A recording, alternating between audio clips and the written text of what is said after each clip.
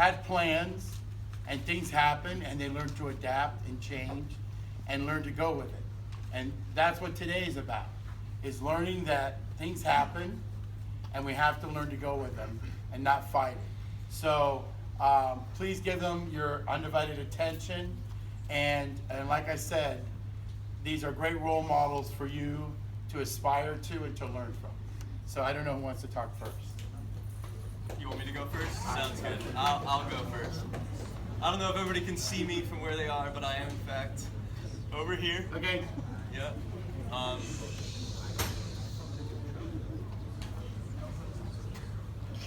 right. I guess this is not as inviting a place as they thought it was. But like Mr. Cooper said, my name is Nick Williams, and I was a student at this fine institution of higher learning. And I was a volleyball player, and I was a scholar athlete, had the whole world in front of me, plans to go to college, plans to play college volleyball. My whole life I had worked hard to be a fine physical athlete and a physical chiseled specimen, all right? And always working out and eating right and everything like that. Dreams of playing college volleyball, going pro in something, didn't matter what. And always a good person, good Christian, thought everything was going well, thought I was doing everything right. And we were getting ready to play, or we just played St. Thomas in the district finals my junior year, which we won. Woo-woo. And I really don't care about St. Thomas at all. And my uncle came down from Massachusetts to watch us play in this awesome game. And I was this awesome junior who just got his license and thought, oh, I'll drive everywhere, anybody needs a ride. I mean, this was before Uber. I was already an Uber driver at that time, on my own, pretty much, driving people everywhere. And my uncle said he needed to go back to the airport. And I thought, oh, I can drive you to the airport. That sounds like fun. So I volunteered myself to drive my uncle to the airport.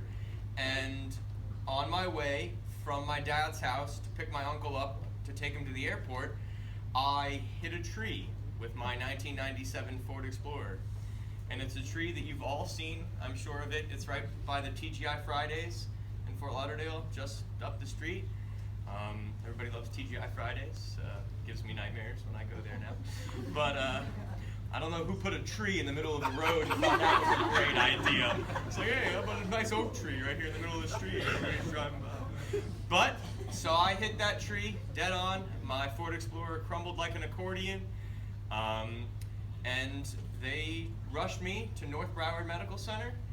And it was Saturday around 6 o'clock in the morning. And at that very moment, I don't think it was probably a half an hour after my tree hit the car. My car hit the tree? Yeah. My car hit the tree. I got a brain injury. I don't know what he's getting. Right after my car hit the tree, everybody got on their phones, which were flip phones at the time. I know you crazy kids won't know about those things. But they all got on their phones. It's like, Nick had an accident. Nick had an accident. There were text messages going around. Everybody was like, what are we going to do? So Gibbons started a prayer service that morning right here in this very chapel, which is fitting. Jesus is a cool dude. He works things out the right way.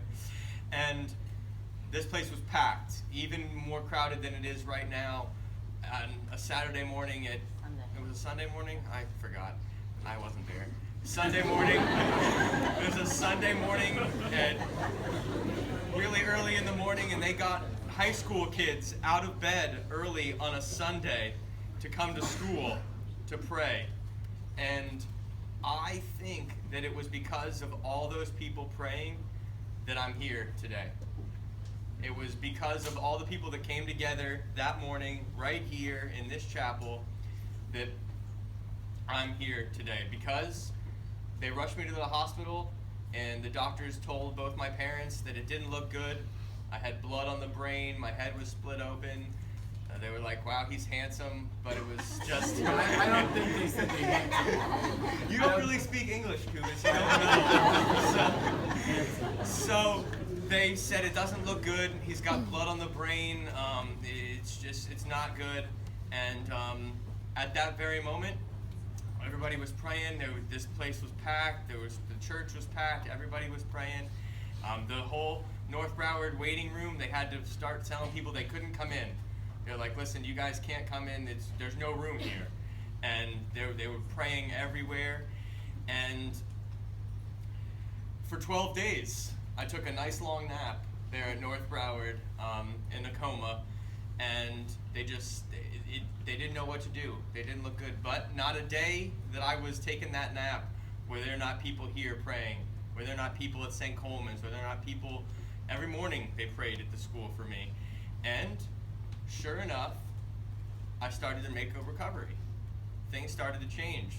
I went from, it doesn't look good, we don't know if he's gonna make it, you should probably prepare to say goodbye, to, things are starting to change. Things are looking up. So, it's from that I learned that people, doctors, teachers, coaches may tell you something is gonna happen, but know that God is who decides what's going to happen. And through you, and through prayer, and through friendship, and fellowship, and all those things, that's what really decides the outcome of what's going to happen. So, doctors told my parents to say goodbye, that I was going to die, and 8 years later, I'm here talking to you guys. So, thank God they were wrong. But it's through this that I've learned that people will tell you things you think won't get better, you think will happen. People thought that I was going to die that day, and here I am, as handsome as ever. So it's like, it's all about what you think's going to happen, and what you give out to the world, you'll get back. I was a good friend to people around me, and it showed that morning when all of those people that could have stayed in their pajamas, safely tucked in their beds, were here praying. They got out of bed, they came here to pray, they came to the hospital to pray, they came to the hospital to visit me and to help me out when things didn't look great. So now I'm awake.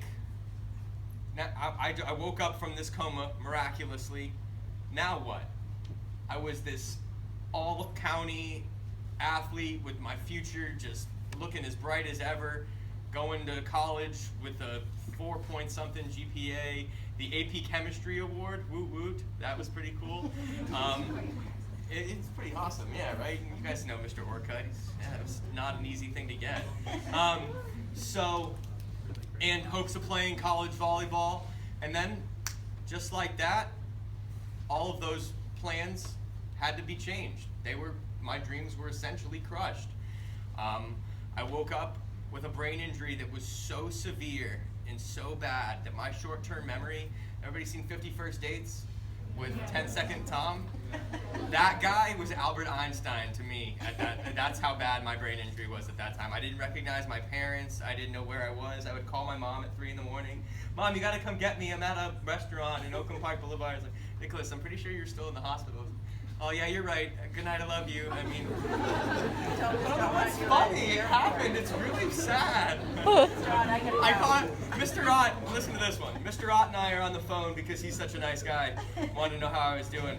And in the middle of this conversation that we're having about what I'm going to do next and all these things, I'm like, Mr. Ott, I got to go. I'm at the airport. And this whole time I'm in a hospital gown with IVs hooked up to my arms. And sure enough, I tell Mr. Ott that I have to go. I'm catching a Delta flight to New York or something.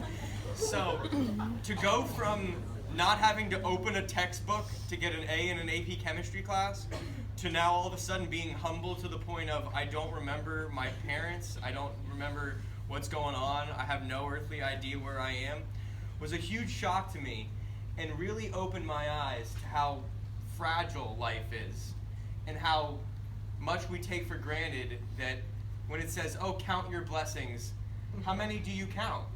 How many do you recognize as actual blessings? Because I know that at the time, I didn't realize how many blessings I had. I didn't realize what was an actual blessing. Things that I overlooked, like a full fridge and a bed, I didn't realize that those are blessings. There are people that don't have those things. My legs, when I stood up in the bed every morning and I put my feet on the ground, that was a blessing. Now, I don't know if the floor is cold or hot. I have no idea. It's just not that big of a deal, but it's something. It is a big deal. It is a big deal. It's something that I'm dealing with it. And the biggest turning point for me was when I got back in touch with God, because we battled for a while after that accident. I was like, God, I was a good person. How could you let something like this happen to me? And what's going on? And I really sort of opened my eyes when I got into a prayer group and everything like that, and I realized that, okay, Nick, this was the biggest epiphany, guys. Listen up. This is what happened to me when I was like, okay, don't ask why anymore. That's not a great question. Why? How could? Why? I was gonna get nowhere with that. What's next, God? What do we do next, God? Okay, I'm in this wheelchair. I have this brain injury, and that was when my life took a turn for the best. I was like, all right, what do we do now? I got into a good prayer group. I got into therapy well. I got to go to college, which they told me I would never do. People will tell you you can't do things. Now I'm getting ready to graduate from FAU with a bachelor's degree, which they said he can't go back to college. His brain injury is too bad. People will tell you you can't do things, but you have to know that with God all things are possible, and you can do those things. So then, this amazing prayer thing happened where I was praying one morning. I was like, you know, God, all right, everything's going well. I'm getting back into school. I'm going to therapy. Things are good with us now. You and me got a good relationship going. I'd really love, like, a companion. Just like, I mean, I had girlfriends in high school. A lot. Yes, Mom, thank you. And that was just something that I was missing. I was like, you know, I really love just somebody. And I mean, I had girlfriends since the accident, but there was nothing really serious. I didn't really feel loved. And I didn't know what I could give back to somebody else, because my whole life before that, my relationships were based on that chiseled body that I had, and now I was in this wheelchair. What was I going to give to somebody else? I didn't know that I had, what could I share? So then I was praying, I was like, God, you know, I would really just love to go out and meet somebody and stuff. And that night, after I prayed that prayer that morning, somebody called me and they were like, hey, Nick, do you want to go? And it didn't matter. I was like, yes, it didn't matter what they said. I was going, like, let's go, let's do it. I was stuck in the house in my wheelchair. We could have gone anywhere. So I went to the St. Coleman's Italian Festival, which is coming up. You guys should go. It's a lot of fun. And I looked over at the over-under table, and Jason helped me introduce myself to this beautiful young woman sitting right here who is going to be my wife. We're engaged, and she's waved here.